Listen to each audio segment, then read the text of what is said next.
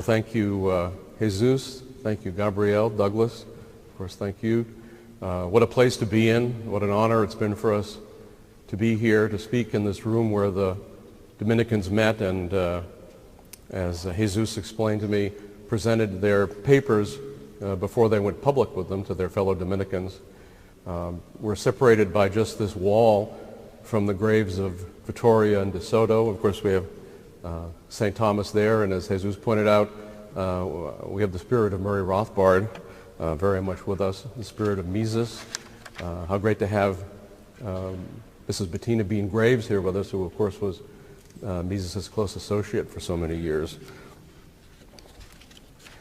The subject of the Middle Ages highlights the huge gulf that separates scholarly from popular opinion. For most people, their view can be summed up in the words of a rock song by the group Spinal Tap. No one knows who they were or what they were doing.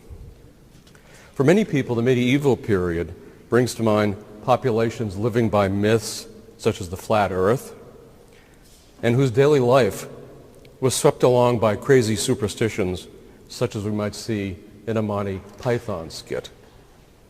Scholarly opinion, however, knows otherwise. The time between the 8th and the 16th centuries was a time of amazing achievements in many areas of knowledge, such as theology, architecture, music, biology, mathematics, astronomy, industry, and yes, economics. One might think it would be enough to look at the astonishing brilliance of the Burgos Cathedral, begun in 1221, or any of the hundreds of others built at this time, to know that there is something gravely wrong with the popular wisdom. And so it is with economics. The popular wisdom comes through in the convention among non-specialists that traces the origins of pro-market thinking to Adam Smith. The tendency to see Smith as the fountainhead of economics is reinforced among Americans because his book came out the same year as America seceded from Great Britain. There is much in this intellectual history that is overlooked. The real founders of economic science actually wrote, as we know, hundreds of years before Smith. They were not economists as such, but moral theologians, trained in the tradition of St. Thomas Aquinas, and they came to be known as the late scholastics.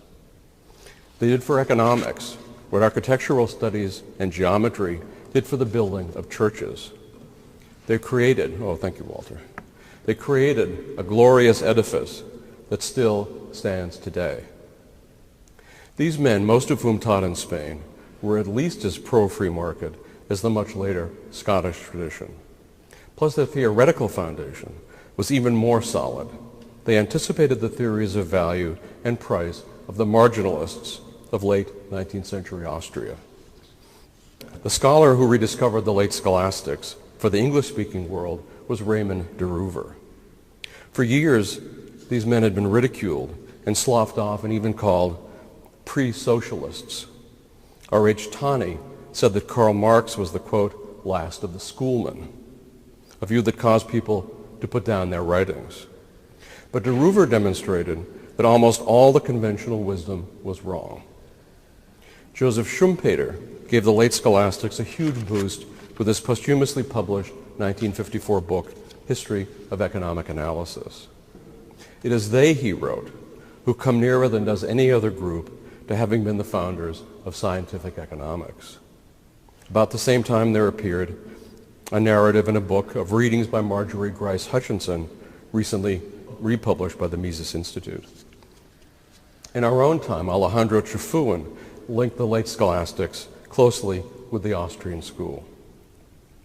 In the fullest and most important treatment to date, Marian Rothbard's An Austrian Perspective on the History of Economic Thought presents the extraordinarily wide range of late scholastic thought and offers an explanation for the widespread misinterpretation of the school of Salamanca, plus an overarching framework of the intersection between economics and religion from St. Thomas through the mid-19th century.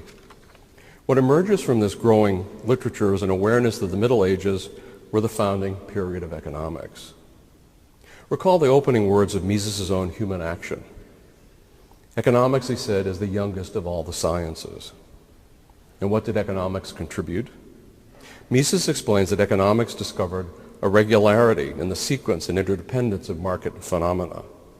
In so doing, it conveyed a knowledge which could be regarded as not logic, not mathematics, not psychology, not physics, not biology. Let me pause here with some comments on those who outright reject economics as a science. This tendency is not limited to the leftists who embrace the fantasy called socialism, nor to the environmentalists who think that society should be reduced to the status of a hunting and gathering tribe. I'm thinking in particular of a group that we might call conservatives, people who believe that all we need to know about reality and truth is contained in the writings of the ancient philosophers, the church fathers, or some other time-tested source, whereas anything modern, defined as anything written after the latter half of the second millennium of Christianity, is generally seen as suspect. This tendency is widespread on the American right and extends to the Straussians, the right communitarians, the paleo-conservatives, and the religious conservatives of the Christian right. There are examples among them all. To seek economic wisdom, they brush aside anything of the last 500 years and return again and again to the writings of the early saints, of Plato and Aristotle, and to words of wisdom from many other revered non-moderns. Now, in these writings, one can discover, of course, great truths. However, it is simply not the case that one can find rigorous economic logic among the ancients. The writings of this period tend to be imbued with a bias against the merchant, a fallacy about the equality of value in exchange, and a general lack of conviction that there exists a persistent logic for understanding the development of the market. Mises was right. The development of economics began much later, and the reason for this is rather straightforward. The appearance of widespread economic opportunity, social mobility driven by material status, the dramatic expansion of the division of labor across many borders, and the building of complex capital structures only began to be observed in the late Middle Ages. It was the appearance of the rudimentary structures of modern capitalism that gave rise to the curiosity about economic science. To put it quite simply, it was in the late Middle Ages that there appeared to be something to study at all. It was in this period on the continent that we began to see what was previously unheard of. Large swaths of the population began to grow rich. Wealth was no longer limited to kings and princes. It was available not only to merchants and bankers. Workers and peasants, too, could increase their standard of living, make choices about where to live, and acquire clothing, furniture, and food once reserved for the nobility. In addition, monetary institutions became increasingly complex, with a variety of exchange rates, pressures to permit the paying and charging of interest, and complex investment transactions making their way into daily life.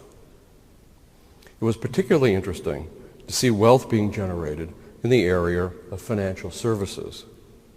People who were doing nothing rather than arbitraging exchange rates were growing enormously rich and influential. These were people who, in the words of Saravia de la Calle, seemed to be traveling from fair to fair, from place to place, with nothing but a table and boxes and books. And yet their wealth grew and grew. This gave rise to the scientific question of how this was happening. It also gave rise to the broadest forms of moral questions. What exactly is the status of the merchant in moral theology? How should this form of money-making be regarded by society and by the church? These sorts of questions cried out for answers. Now let us understand a bit more about the scholastic mind as it is shaped in the tradition of St. Thomas. At the root of the Thomist worldview was a conviction that all truth was unified into a single body of thought, and that this truth ultimately pointed to the author of all truth. So far as a scientist was seeking truth, the truth he found was necessarily reconcilable with all other existing truth. In this way, the scholastics saw the idea of truth as operating very much like mathematics. It was all integrated from the lowest to the and most fundamental forms to the highest and most elaborate. If there was a contradiction or a failure to link a higher truth to a lower truth, one could know with certainty that something was wrong. So knowledge was not parceled out and segmented the way it is today. Today, students go to classes on math, literature, economics, building design, and don't expect to find any links among the disciplines. I'm quite certain it would never occur to them to try.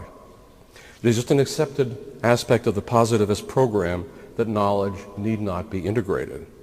We must all exist in a state of suspended skepticism concerning everything and then be buffeted about randomly by the latest ideological fad that seems to have some scientific support. The conviction that small truth is related to larger truth has been eviscerated. It is sometimes said that the scholastic attitude towards truth made them skeptical towards scientific inquiry. The very opposite is true. Their conviction concerning integral truth made them utterly fearless. There was no aspect of life that should escape serious scholarly investigation. No matter the findings, if they were true, then the investigation could be seen as part of a larger mission of discovering more about God's own creation. There could be no such thing as a dichotomy between science and religion, so no one need hesitate to discover more about either or both. It is not precisely correct to say that the late scholastic thinkers who discovered economics were exploring theological territory and inadvertently stumbled upon economics. They were, in fact, intensely curious about the logic that governs relations among choices and people in the marketplace. And they looked at the subject without feeling the need to constantly point to theological truth. The relationship between economics and theology was assumed as part of the scholarly enterprise itself. And this is why the late scholastics could write with such precision on economic subjects. As Spain, Portugal, and Italy emerged as the centers of commerce and enterprise in the 15th and 16th centuries, the universities under the control of the late Thomas spawned a great project of investigating the regular patterns that govern economic life. I would like to present briefly some of these thinkers and their work. The first of the moral theologians to research, write, and teach at the University of Salamanca in this tradition was Francisco de Vitoria. Under his guidance, the university offered an extraordinary 70 professorial chairs. As with some other great mentors in history, most of Vitoria's published work comes to us in the form of notes taken by his students. In Vitoria's work on economics, he argued that the just price is the price that has been arrived at by common agreement among producers and consumers. That is, when a price is set by the interplay of supply and demand, it is the just price. So it is with international trade. Governments should not interfere with prices and relations established among traders across borders. Vitoria's lectures on Spanish-Indian trade, originally published in 1542, argue that government intervention with trade violates the Golden Rule. He also made contributions to liberalizing the rule against the charging and paying of interest. And this discussion helped sow a great deal of confusion among theologians on precisely what constituted so-called usury, and this confusion was highly welcomed by entrepreneurs. He was also very careful to take supply and demand into account when analyzing currency exchange. Yet Vitoria's greatest contribution was producing gifted and prolific students. They went on to explore almost all aspects, moral and theoretical, of economic science.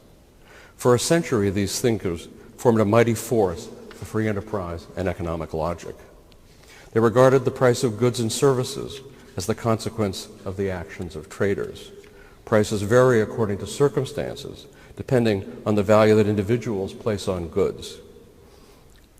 That value, in turn, depends on two factors: the goods' availability and their use. The price of goods and services is a result of the operation of these forces. Prices are not fixed by nature or determined by the cost of production. Prices are the result of the common estimation of men. Domingo de Soto was a Dominican priest who became a professor of philosophy at Salamanca. He held powerful positions with the emperor, yet chose the academic life. He made important advances in the theory of interest, arguing for a general liberalization. He was also the architect of the purchasing parity theory of exchange. He observed that the more plentiful money is in Medina, the more unfavorable are the terms of exchange, and the higher the price that must be paid by whoever wished to send money from Spain to Flanders, since the demand for money is smaller in Spain than in Flanders. And the scarcer the money in Medina, the less the need to pay there, because more people want money in Medina than are sending it to Flanders. With these words, he had taken large steps towards justifying the profit that comes from currency arbitrage. It was not by chance the currency valuations came to be. They reflect certain facts on the ground and the choices of people in light of real scarcities. He concludes that it is lawful to exchange money for one price in one place for money in another place. It is moral to receive a smaller sum in a place where money is scarce in exchange for a larger where it is abundant. Another Vittoria student was Martin de Azpilicueta Navarros, a Dominican friar, the most prominent canon lawyer of his day, and eventually the advisor to 3 successive popes. Navarros was the first economic thinker to state clearly and unequivocally that government price fixing is wrong. When goods are plentiful, there is no need for a maximum price. When they are not, price controls do more harm than good. In a manual on moral theology, Navarros pointed out that it is not a sin to sell goods at a higher price than the official when it is agreed to among all parties. Navarros was also the first to fully state that the quantity of money is a main influence in determining its purchasing power. Other things being equal, he wrote, in countries where there is a great scarcity of money, all other saleable goods and even the hands and labor of men are given for less money than where it is abundant. He is generally regarded as the first thinker to observe that the high cost of living is related to the quantity of money. The purpose of shoes is to protect our feet, but that doesn't mean they shouldn't be traded at a profit. In his view, it would be a terrible mistake to shut down foreign exchange markets as some people were urging at the time. The result, he said, would be to plunge the realm into poverty. The greatest student of Navarros's was Diego de Covarrubias y Lleida, considered the best jurist in Spain since Vittoria. The emperor made him Chancellor of Castile, and he eventually became the Bishop of Segovia. His book, Variarum, was the clearest explanation on the source of economic value to date. The value of an article, he said, does not depend on its essential nature, but on the estimation of men, even if that estimation is foolish. For this reason, the justness of a price is not dictated by how much the item costs or how much labor went into acquiring it. All that matters is what the common market value is at the place and at the time when it is sold. Prices fall when buyers are few and rise when there are many bidders for the same item. It seems like a simple point, but it was missed by economists for centuries until the Austrian school rediscovered the subjective theory of value and incorporated it into microeconomics. Like all these Spanish theorists, Covarrubias believed that individual owners of property had inviolable rights to that property. One of the many controversies at the time is whether plants that produce medicines ought to belong to the community. Those who said they should pointed out that the medicine was not a result of human labor or human skill. But Covarrubias said that everything that grows on a plot of land belongs to the owner of that land. That owner is even entitled, he said, to withhold valuable medicine from the market, and it is a violation of the natural law to force him to sell. Another great economist in the Vittoria line of thinkers was Luis de Molina, among the first of the Jesuits to think about theoretical economic topics. Though devoted to the Salamancan school and its achievements, Molina taught in Portugal at the University of Coimbra. He was the author of a 5-volume treatise. His contributions to law, economics, and sociology were enormous, and his treatise went through many editions. Among all the pro-free market thinkers of his generation, Molina was the most consistent in his view of economic value. Like the other late scholastics, he agreed that goods are not valued according to their nobility or perfection, but according to their ability to serve human utility. But he provided this compelling example. Rats, according to their nature, are more noble, that is, higher up in the hierarchy of creation than wheat. But rats are not esteemed or appreciated by men because they are of no utility whatsoever. The use value of a particular good is not fixed between people or with the passage of time. It changes according to individual valuations and availability. This theory also explains peculiar aspects of luxury goods. For example, why would a pearl, which can only be used to decorate, be more expensive than grain, wheat, wine, or horses? It appears that all these things are far more useful than a pearl, and they are certainly more noble. As Molina explained, valuation is done by individuals, and we can conclude that the just price for a pearl depends on the fact that some men want to grant it value as an object of decoration. Molina understood the crucial importance of free-floating prices and their relationship to enterprise. Partly this was due to his extensive travels and interviews with merchants of all sorts. When a good is sold in a certain region or place at a certain price, he observed, so long as it was without fraud or monopoly or any foul play, then that price should be held as a rule and measure to judge the justness of the price of said good in that region and at that time and in that place. If the government tries to set a price that is higher or lower, then it would be deeply unjust. Molina was also the first to show why it is that retail prices are higher than wholesale prices, that consumers buy in smaller quantities and are willing to pay more for incremental amounts. The most sophisticated writings of Molina concern money and credit. Like Navarrese before him, he understood the relationship of money to prices and knew that inflation resulted from a higher money supply. Just as the abundance of goods causes prices to fall, he writes, specifying that this assumes the quantity of money and number of merchants remains the same, so too does an abundance of money cause prices to rise, specifying the quantity of goods and number of merchants remain the same. He even went further to point out that how wages, income, and even dowries eventually rise in the same proportion to which the money supply increases. He used this framework to push out the accepted boundaries of charging interest, or so-called usury, a major sticking point for most of the economists of the period. He argued that it should be permissible to charge interest on any loan involving an investment of capital, even when the return does not materialize. Molina's defense of private property rested on the belief that property is secured in the commandment, "Thou shalt not steal."